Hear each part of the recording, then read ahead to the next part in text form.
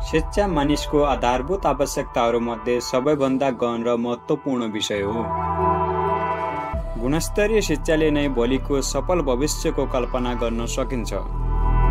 यस्तै कुरालाई मध्यनजर गर्दै शैक्षिक गतिविधि अगाडि बढाउँदै आएको एउटा विश्वविद्यालय हो सुदूरपश्चिम विश्वविद्यालय, जहाँ ज्ञान र सिपको अनमोल धरोहर अन्तर्गत शिक्षाशास्त्र संकाय, जहाँ सपनाहरू जन्मिन्छन् र भविष्य निर्माणको बाटो तय हुन्छ। नमस्कार, म मदन सिंह देउपा, शिक्षाशास्त्र केन्द्रीय विभागको विभागीय प्रमुख। सुदूरपश्चिम प्रदेशमा एउटा केन्द्रीय विश्वविद्यालयको रूपमा सुदूरपश्चिम विश्वविद्यालयको स्थापना भएको यहाँहरू सबैलाई जानकारी नै छ। यस विश्वविद्यालय अन्तर्गतको शिक्षाशास्त्र केन्द्रीय विभाग शिक्षाशास्त्रसँग सम्बन्धित विभिन्न कार्यक्रमहरू सञ्चालन गर्नका निमित्त स्थापित एउटा केन्द्रीय निकाय हो र यस निकायमा अहिले हामीले शिक्षाशास्त्र संकाय अन्तर्गतका विभिन्न कार्यक्रमहरू, जसमा नेपाली शिक्षा, अंग्रेजी शिक्षा, गणित शिक्षा, स्वास्थ्य तथा शारीरिक शिक्षा र computer science and information technology education गरी विभिन्न शैक्षिक कार्यक्रमहरू हामीले अत्यन्त प्रभावकारी रूपमा दक्ष जनशक्तिको प्रयोग गरी सञ्चालन गरिरहेको जानकारी म यहाँहरूलाई दिन चाहन्छु। सबैको पहुँचमा सहजै गुणस्तरीय शिक्षा ल्याउनका निमित्त अत्यन्त न्यून शुल्कमा शिक्षाशास्त्र केन्द्रीय विभाग, जुन भीमदत्त नगरपालिका महेन्द्रनगरमा रहेको छ, द्वारा प्रदान गरिने हुनाले म यहाँहरूको उज्जवल भविष्यको लागि यस शिक्षाशास्त्र केन्द्रीय विभागमा भर्ना लिई आफ्नो शैक्षिक भविष्य उज्जवल पार्नका निमित्त हार्दिक अनुरोध गर्दछु। धन्यवाद। कुनै पनि देश विकासको मेरुदण्ड भनेको शिक्षा हो। हरेक देशको शैक्षिक अवस्थाले त्यो देशको भविष्यको सफलतालाई शिखरसम्म पुगाउँछ। नमस्कार, म हरिशरण भट्ट, शिक्षाशास्त्र संकाय केन्द्रीय विभागमा कम्प्युटर साइन्स एन्ड इन्फर्मेसन टेक्नोलोजीको फ्याकल्टी मेम्बरको रूपमा कार्यरत छु र हाम्रो यस विभागमा विगत 2072 सालदेखि हामीले BEd CSIT, BEd in computer science and information technology भन्ने कोर्स रन गराइरहेका छौँ र यो सालको लागि पनि भर्ना खुल्या छ र नव आगन्तुक हाम्रो विद्यार्थी भाइ बहिनीहरूलाई म यस विभागमा प्लस यस प्रोग्राममा स्वागत गर्न चाहन्छु। र अब यस प्रोग्रामको बारेमा एक दुईवटा कुरा मैले विद्यार्थी भाइ बहिनीहरूलाई अवगत गराउन चाहे। हामीले किन यो बिएड सिएसआइटी चुज गर्ने, why to choose BEd CSIT भन्ने सन्दर्भमा यो हाम्रो नेपालको सबभन्दा अफोर्डेबल फीमा आइटीको कोर्स यहाँ हामीले रन गरिरहेछौँ, हाम्रो विभागले रन गरिरहेछ। र अर्को यसमा के छ भनेपछि यो ओपन स्ट्रिममा छ, कुनै पनि स्ट्रिमबाट म्यानेजमेन्ट, साइन्स अनि एजुकेसन, ह्युमेनिटिजबाट कुनै पनि स्ट्रिमबाट आएको विद्यार्थीहरूले यसलाई पढ्न पाउँछ। र यसमा अब टेक्नोलोजी, कम्युनिकेसन र इनोभेसन प्लस हाम्रो यो पेडागोजिकल स्किलहरूको यो मिक्सिङमा यो कोर्स चलिरहेछ।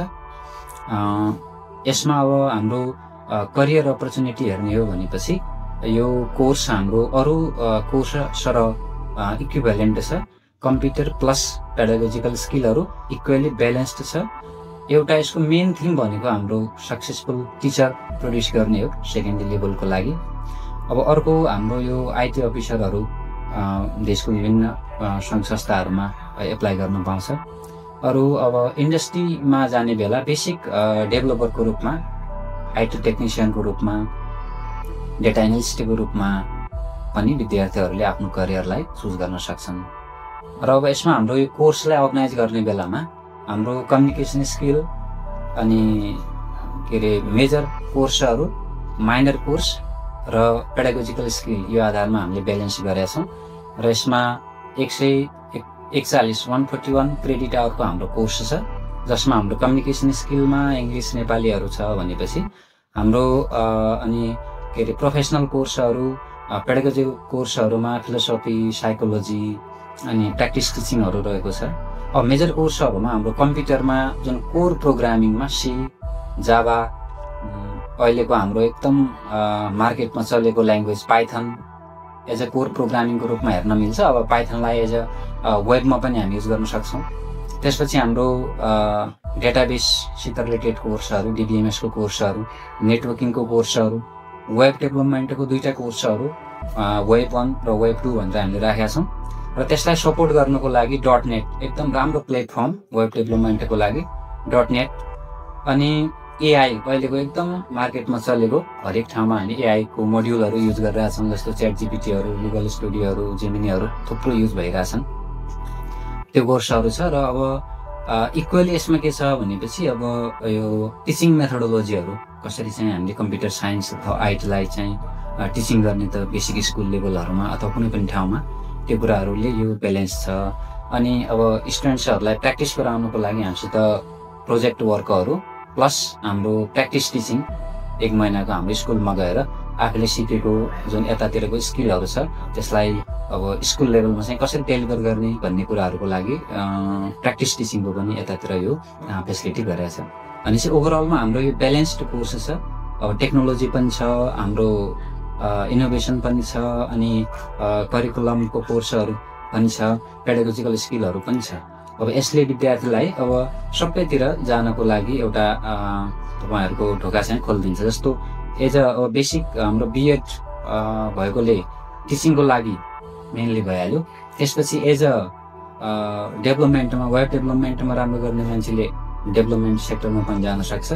अब हाम्रो मसिन लर्निङ AI को कोर्सहरू पनि छ।